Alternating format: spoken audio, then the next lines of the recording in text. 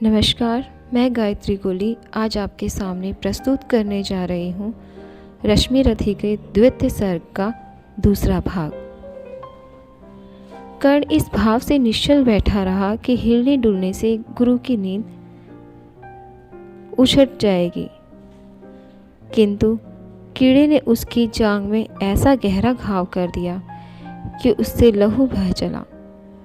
पीठ में गर्म लहू का स्पर्श पाते ही परशुराम जाग पड़े और सारी स्थिति समझते ही विस्मित हो रहे। उन्हें लगा, इतना धैर्य ब्राह्मण में कहाँ से आ सकता है? अवश्य ही कर्ण क्षत्रिय अथवा किसी अन्य जाति का युवक है। कर्ण सत्य को और छिपा नहीं सका तथा उसने गुरु के समक्ष सारी बातें स्वीकार कर ली। बैठा रहा अचल आसन से कर्ण बहुत मन को मारे, आह निकाले बिना शीलासी सहनशीलता को धारे।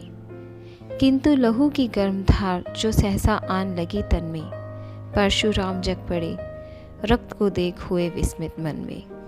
कर्ण झपट कर उठा इंगितों में, गुरु से आज्ञा लेकर बाहर किया कीट को उसने शतमे से उंगली देकर। परशुराम बोले, शिवा शिवा, तूने यह की मूर्खता बड़ी, सहता रहा अचल, जाने कब से ऐसी वेदना कड़ी। तनिक लजाकर कहा करने, नहीं अधिक पीड़ा मुझको, महाराज क्या कर सकता है यह छोटा कीड़ा मुझको। मैंने सोचा हिला डुला तो वृथा आप जग जाएंगे, क्षण भर को विश्राम मिला जो नाहक उसे गवाएंगे। निश्चल बैठा रहा सोच, यह कीट स्वयं उड़ जाएगा, छोटा सा ये जीव मुझे कितनी पीड़ा पहुंचाएगा। पर यह तो भीतर धंसता ही गया, मुझे हैरान किया। लज्जित हूँ इसलिए कि सब कुछ स्वयं आपने देख लिया। परशुराम गंभीर हो गए, सोच न जाने क्या मन में। फिर सहसा क्रोधित भयानक भभक उठी उनके तन में। दांत पीस आंखें तरेकर बोले, कौन छली है तू? ब्राह्मण है या और किसी अभिजन का पुत्र बलि है तू? सहनशीलता को अपनाकर ब्राह्मण कभी न जीता है, किसी लक्ष्य के लिए नहीं अपमान हलाहल पीता है। सह सकता जो कठिन वेदना, पी सकता अपमान वही, बुद्धि चलाती जिसे तेज का, कर सकता बलिदान वही। तेज पुण्य ब्राह्मण तिल तिल कर जले, नहीं यह हो सकता, किसी दशा में भी स्वभाव अपना वह कैसे खो सकता। कसक भोगता हुआ विप्र निश्चल कैसे रह सकता है, इस प्रकार की चुभन वेदना क्षत्रिय ही सह सकता है। तू अवश्य क्षत्रिय है, पापी बता, ना तो फल पाएगा, परशुराम के कठिन शाप से अभी भस्म हो जाएगा। क्षमा क्षमा, हे देव दया में। गिरा कर्ण गुरु के पद पर, मूर्ख विवरण हो गया, अंग कांपने लगे भय से थर थर। सूत पुत्र में शूद्र कर्ण हूँ, करुणा का अभिलाषी हूँ, जो भी हूँ पर देव आपका अनुचर अनैतावासी हूँ। छल नहीं है हाय, किंतु छल का ही तो यह काम हुआ। आया था विद्या संचय को, किंतु व्यर्थ बदनाम हुआ। बड़ा लोभ था बनु शिष्य में, कार्तिवीर्य के जेता का, तपोदीप्त शूरमा, विश्व के नूतन धर्म प्रेता का। पर शंका थी मुझे, सत्य का अगर पता पाया जाएगा, महाराज मुझ सूत पुत्र को कुछ भी नहीं सिखाएंगे। बता सका मैं नहीं इसी से, प्रभु जाति अपनी छोटी, करे देव विश्वास, भावना और ना थी कोई खोटी। पर इतने से भी लज्जा में हाय गड़ा सा जाता हूँ, मारे बिना हृदय में अपने आप मरा सा जाता हूँ। छल से पाना मान जगत के, किलविष है मल ही तो है, ऊंचा बना आपके आगे, सचमुच यह छल ही तो है। पाया था आसमान सम्मान आज तक दाने, वर्ती बलि होकर अब जाऊंगा कहाँ, स्वयं गुरु के सामने छली होकर। करे भस्म ही मुझे देवा, सम्मुख है मस्तक नत मेरा। एक कसक रह गई, नहीं पूरा जीवन का व्रत मेरा। गुरु की कृपा शाप से जलकर अभी भस्म हो जाऊंगा, पर मदांत अर्जुन का मस्तक देवा कहाँ मैं पाऊंगा। यह तृष्णा, यह विजय कामना मुझे छोड़ क्या पाएगी। प्रभु अतृप्त वासना भरे पर भी मुझे को भरमाएगी। दुर्योधन की हार देवता कैसे सहन करूंगा मैं, अभय देख अर्जुन को भरकर भी तो राज मरूंगा मैं। परशुराम का शिष्य कर्ण पर जीवन दान न मांगेगा, बड़ी शांति के साथ चरण को पकड़ प्राण निज त्यागेगा। प्रस्तुत हूँ दे शाप किंतु अंतिम सुख तो यह पाने दे, इन्हीं पाद पादमों में ऊपर मुझको प्राण गंवाने दे। लिपट गया गुरु के चरणों से विकल कर्ण इतना कहकर, दो कणिकाएं गिरी अश्रु की गुरु की आंखों से बहकर। बोले हाय कर्ण तू ही प्रतिभट अर्जुन का नामी है, निश्चल सखा धात्र राष्ट्रों का विश्व विजय का कामी है। अब समझा किस लिए रात दिन तू वैसा श्रम करता था, मेरे शब्द शब्द को मन में क्यों सीपी सा धरता था। देखे अनगिनत शिष्य दोनों को भी कर्तव्य कुछ दिखलाएगा, पर तुझसा जिज्ञासु आज तक कभी नहीं मैंने पाया। तूने जीत लिया था मुझको निज पवित्रता के बल से, क्या था पता लूटने आया है कोई मुझको छल से। किसी और पर नहीं किया वैसा स्नेह मैं करता था, सोने पर भी धनुर्वेद का ज्ञान कान में भरता था। नहीं किया कार्पण्य दिया जो कुछ था मेरे पास रतन, तुझ में निज को सौ प्रशांत हो अभी अभी प्रमुदित था मन।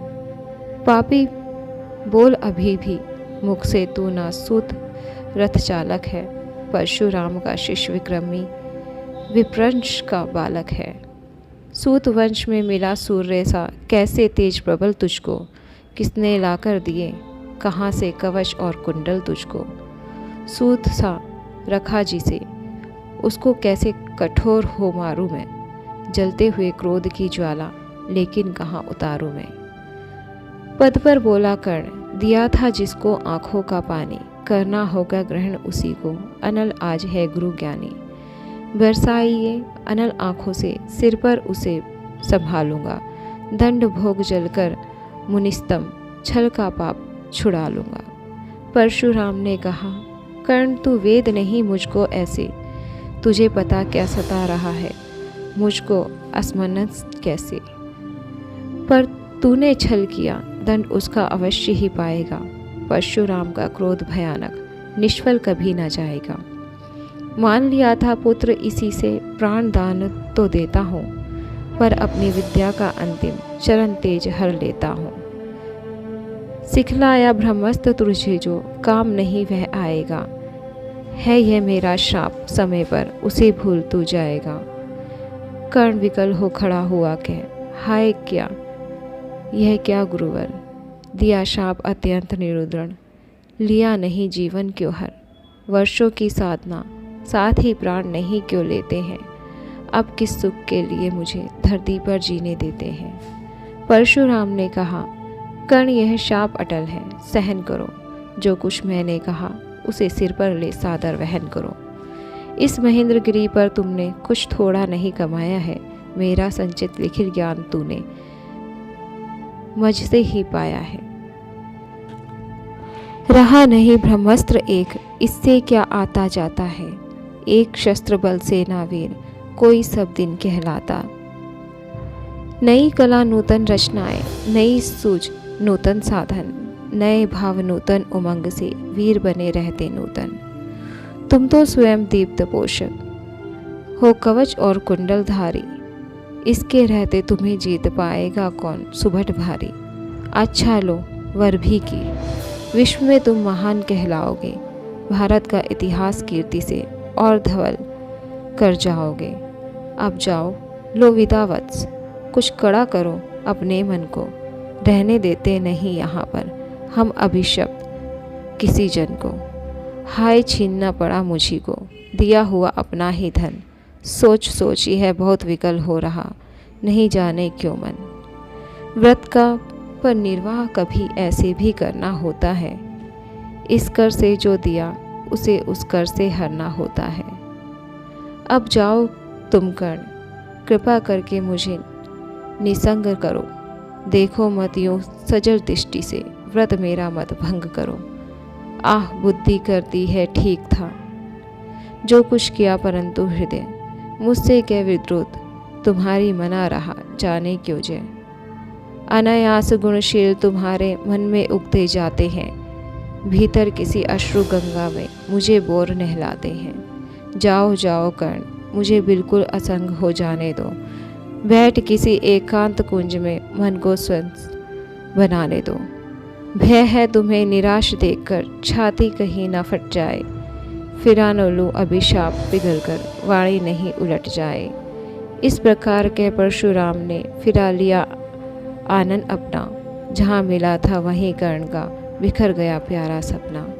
छूकर उनका चरण कर्ण ने अर्ध्य अष्टों का दान दिया और उन्हें जी भर निहार कर मंद मंद प्रस्थान किया। परशुराम के चरणों की धूलि लेकर उन्हें अपने हृदय की भक्ति देकर निराशा से विकल टूटा हुआ सा, गिरी गिरी श्रृंगार से छूटा हुआ सा, चला खोया हुआ सा कर्ण मन में, कि जैसे चांद जलता है गगन में।